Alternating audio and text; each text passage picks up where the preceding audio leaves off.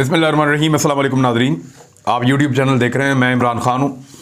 साबिक़ वज़ीर-ए-आज़म इमरान खान साहब बनीगाला पहुँच गए हैं और जो लोग उनको ताने दे रहे थे कि पेशावर में छुप के बैठ गया, कोई लोग ये कह रहे थे कि वो एक डरे हुए या बुज़दिल इंसान है और वो वापस नहीं आएंगे, तो उन सारे भिखारियों के मुंह के ऊपर तमाचा मारते हुए इमरान खान साहब वापस बनीगाला पहुँच गए। इसके बावजूद कि बनीगाला बहुत ख़तरे में है और कल से ऐसी रिपोर्ट्स आ रही हैं कि बनीगाला के आसपास वर्दी में और वर्दी के बगैर इस तरह के लोग पाए गए हैं जिनकी सरगर्मियां मशकूक थीं। कुछ लोग ऐसी भी चीज़ें सोशल मीडिया पे वायरल कर रहे हैं और कुछ व्हाट्सएप भी भेजे गए हैं जिनमें बताया गया है कि कुछ अफराद का दावा है कि वो खुसूसी मिशन पर बनीगाला के आसपास आए हैं। इनमें ऐसे लोग भी मौजूद हैं जो यूनिफॉर्म्ड हैं। अब इसमें कितनी सदाकत है, ये तो हुकूमत का और एजेंसियों का काम है और एजेंसियों को और हुकूमत को इसकी पूरी जिम्मेदारी लेनी होगी कि इस वक्त पाकिस्तान की सबसे बड़ी पॉलिटिकल पार्टी, जिसके सबसे ज़्यादा एमएनएज और एमपीएज हैं, जिसके पास सबसे ज़्यादा पॉलिटिकल ताकत पाकिस्तान के चारों सूबों में मौजूद है और आज़ाद कश्मीर, गिलगित बल्तिस्तान और साथ ही साथ खैबर पख्तूनख्वा में उनकी हुकूमत भी है और पंजाब में भी अभी मार्का दोबारा होना है। एक ऐसी पॉलिटिकल पार्टी के लीडर को क्या खतरे में डाला जा सकता है? वो तो पहुंच गया बनीगाला, लेकिन वो नहीं आया जो दवाई लेने गया था इसे 2.5 साल पौने 3 साल पहले बरतानिया। यानी पूरी दुनिया के तमाम वाक़यात तब्दील हो जाते हैं। कोरोना आता है, इस दुनिया को झंझोड़ता है, ख़त्म हो जाता है, लेकिन वो नहीं आता जो दवाई लेने गया था। इमरान खान बार बार पेशावर जाता है, बार बार वापस आता है, लेकिन वो नहीं आया जो दवाई लेने लंदन गया था। इमरान खान की हुकूमत आई, हुकूमत चली गई, उसके भाई की हुकूमत आ गई जिसने गारंटी दी थी, लेकिन वो नहीं आया जो लंदन दवाई लेने के लिए गया था। मैं इस तरह की सैकड़ों मिसालें पेश कर सकता हूं, लेकिन ज़्यादा शर्मिंदा करना नहीं चाहता, क्योंकि शर्मिंदा उसको किया जाता है जो शर्म महसूस कर रहे हों। ये सारी एक घटिया सियासी चाल थी जिसके नतीजे में एक मुंतखब हुकूमत को गिराया गया। अब एक नई ऑडियो है जिसके ऊपर रख के कुछ बेकारी दानिश्वर खेल रहे हैं।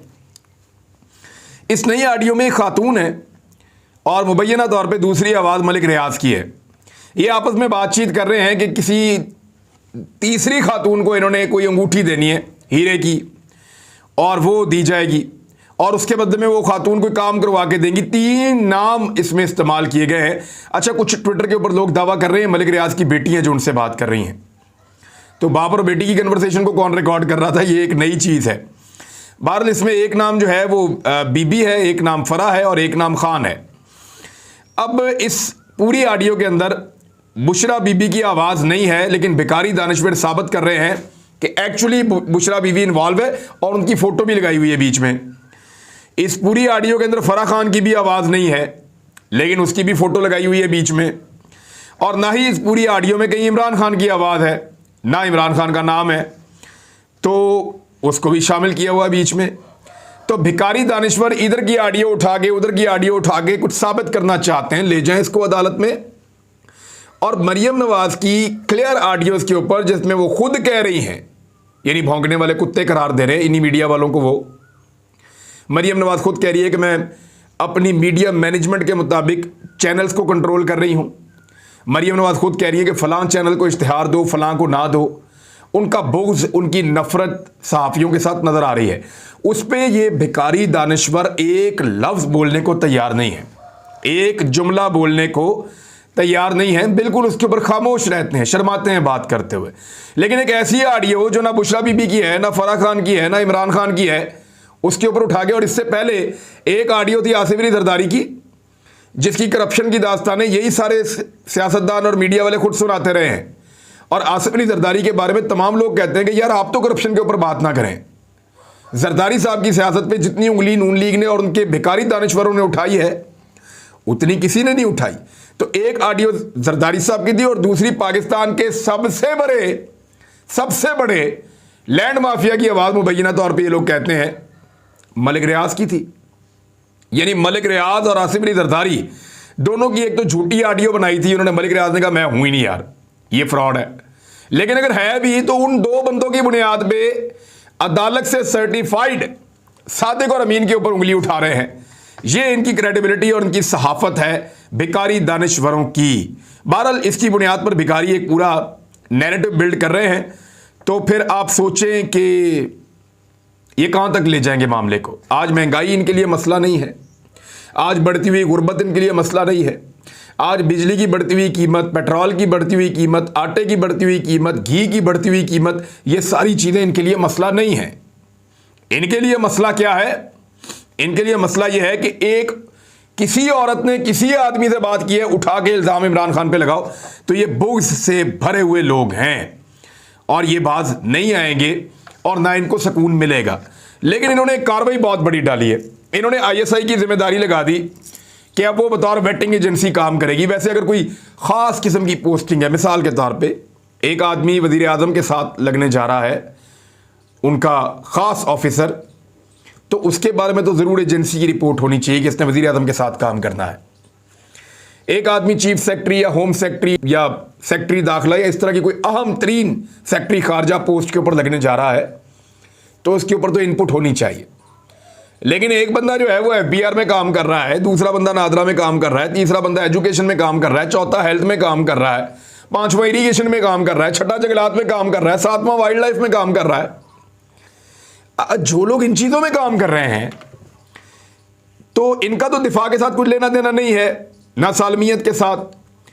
तो इनके लिए भी अब उन्होंने वेटिंग एजेंसी बना दिया शहबाज शरीफ ने आईएसआई को। ऐसी ज्यादती की, हमारी ज़बरदस्त किस्म की एक एजेंसी है दुनिया के अंदर, उसका नाम है, पकड़ के उसको वेटिंग एजेंसी बना दिया, स्टेटस दे दिया उनको कि ब्यूरोक्रेट्स की तैनातियां, उनकी ट्रांसफ़र पोस्टिंग और उनके जो भी तकर्रियाँ हैं उसके ऊपर जो है वो आईएसआई की रिपोर्ट आया करेगी, तो फैसला हम किया करेंगे।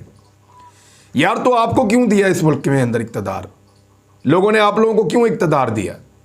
यानी ये काम आईएसआई के करने का है।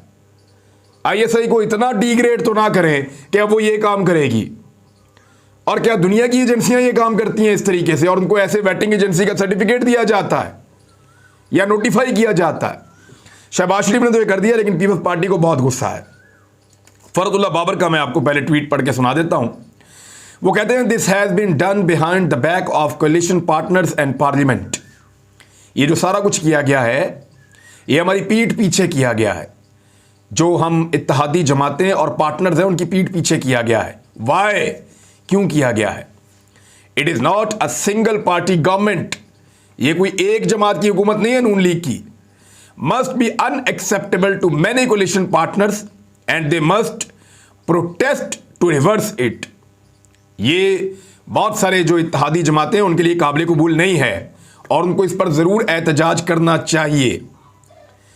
Unilateral alteration in civil service rules must be challenged, it will be. उन्होंने कहा कि ये जो तब्दीली की गई है सिविल सर्विस रूल्स के अंदर, एक तरफा तौर पे इसको चैलेंज किया जाएगा और किया जाना चाहिए। दोबारा वो लिखते हैं एक और ट्वीट में, an agency that failed to check smuggling of nuclear wherewithal which was blamed on one lone individual.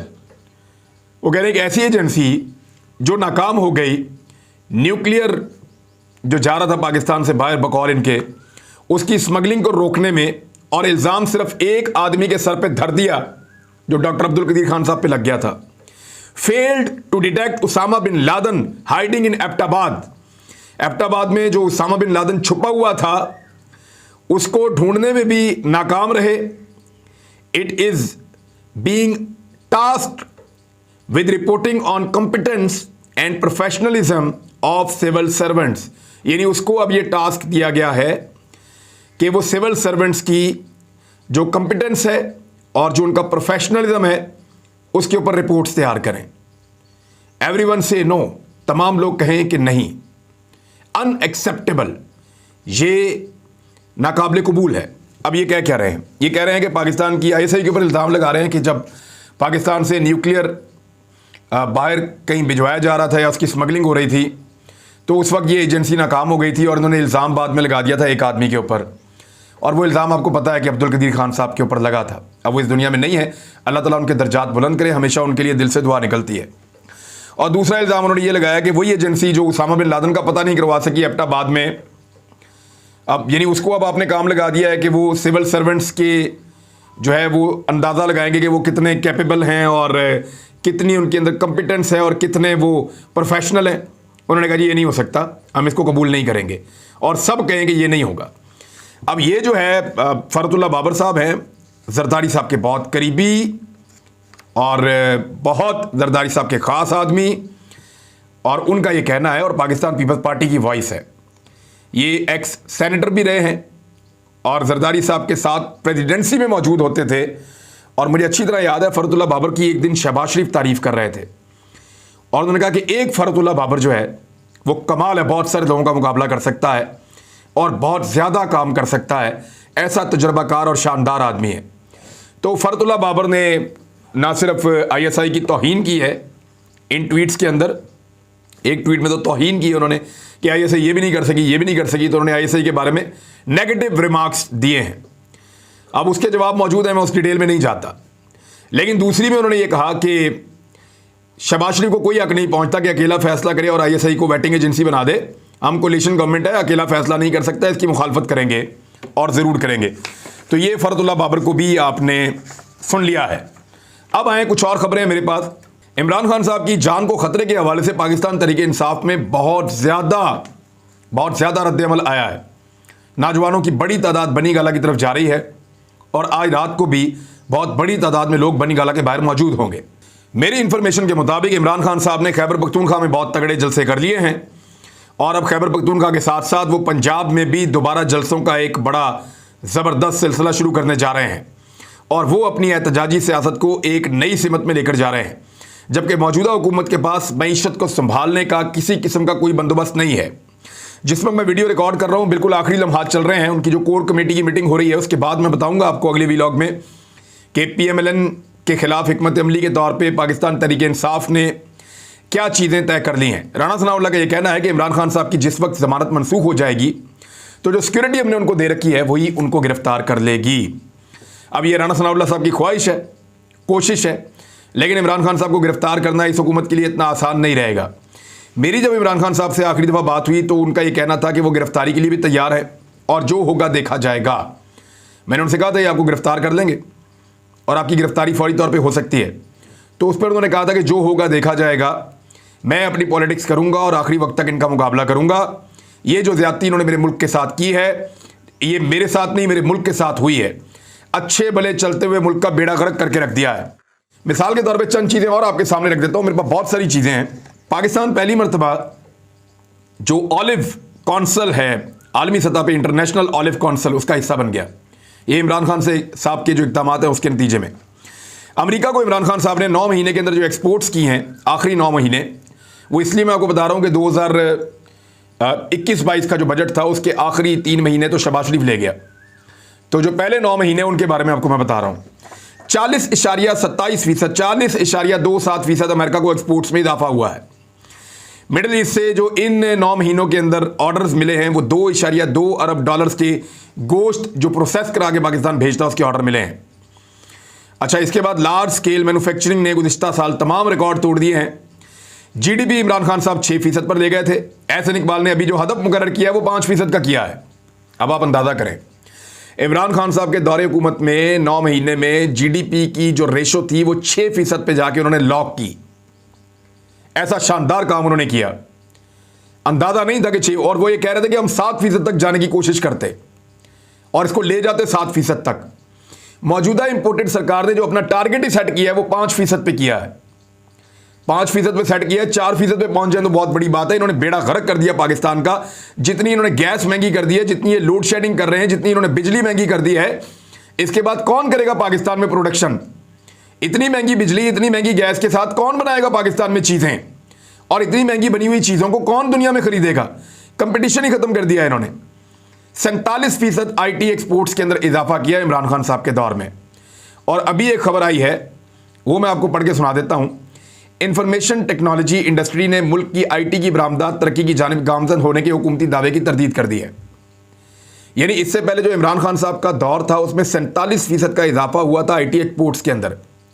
अभी जो हुकूमत आई है उन्होंने 45-50 दिन के अंदर अंदर इस तरह के 1-2 कारनामे कर दिए हैं कि IT का आपका शोबा पूरा को पूरा बैठ गया है और आप $1 अरब पीछे रह जाएंगे अपने हदफ से।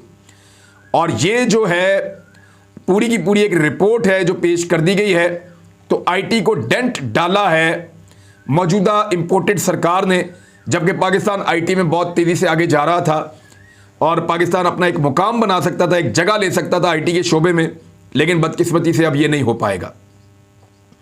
2022 के पहले 3 महीने में पाकिस्तान ने जो टेलीफोन बनाए, पाकिस्तान के अंदर मोबाइल फोन, वो 71,60,000 फोन्स बनाए हैं।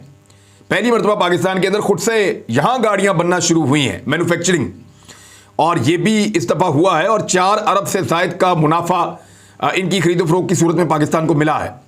पाकिस्तान की जो एक्सपोर्ट्स हैं उनमें 33% इजाफा हुआ है, जबकि पाकिस्तान का जो इकोनॉमिक साइज है वो 383 अरब डॉलर्स तक पहुंच गया है। इतनी तेजी से तरक्की की शरह पाकिस्तान की बढ़ी है। जो इस खित्ते के अंदर पाकिस्तान की एक्सपोर्ट्स हैं उनमें इजाफा हुआ 23.5%। और बहुत सारी चीजें मैं आपको गिनवा सकता हूं, लेकिन ये सारा कुछ इमरान खान साहब के दौर में होता रहा है। लेकिन रजीम चेंज ऑपरेशन करने वालों ने इमरान खान को निकाला और निकालकर जोकर्स का टोला लाकर बिठा दिया जो इंपोर्टेड सरकार चला रहे हैं, और वो अब पाकिस्तान की इकोनॉमी के साथ मजाक कर रहे हैं, पाकिस्तान के लोगों को तबाह बर्बाद कर रहे हैं और लेक्चर देते हैं जाकर बैठ के हमारे फौजी जवानों को। यानी स्टाफ कॉलेज के अंदर जाकर लेक्चर देंगे। मैं उस लेक्चर को क्या समझता हूं मैं आपको बता देता हूं। एक तरफ कुर्सी पे शहबाज शरीफ साहब बैठे हुए हैं टेबल रख के और लेक्चर दे रहे हैं पाक फौज के यूनिफॉर्म्ड ऑफिसर्स को। एक्चुअली वो लेक्चर पता किस चीज का था? वो इस चीज का था कि आप कितना बर्दाश्त कर सकते हैं ज़हनी टॉर्चर, कि एक ऐसा आदमी जो करप्ट है, बेईमान है, जिस आदमी के ऊपर इल्जाम है मनी लॉन्ड्रिंग के, मुलजिम है, जमानत पे है, वो अगर वजीर आज़म बन के आपको लेक्चर देने के लिए आ जाए तो इस तकलीफ को, इस ज़हनी टॉर्चर को आपने कैसे बर्दाश्त करना है। मेरे ख्याल में वो जो लेक्चर उनकी ऐसी तरबियत और ट्रेनिंग का हिस्सा था कि चेक किया जाए कि ऑफिसर्स दिमागी तौर पे कितने मजबूत हैं और कितना टॉर्चर ज़हनी तौर पे बर्दाश्त कर सकते हैं। अब तक के लिए इतने, अपना ख्याल रखिएगा, अपने इस चैनल का भी। अल्लाह हाफिज़।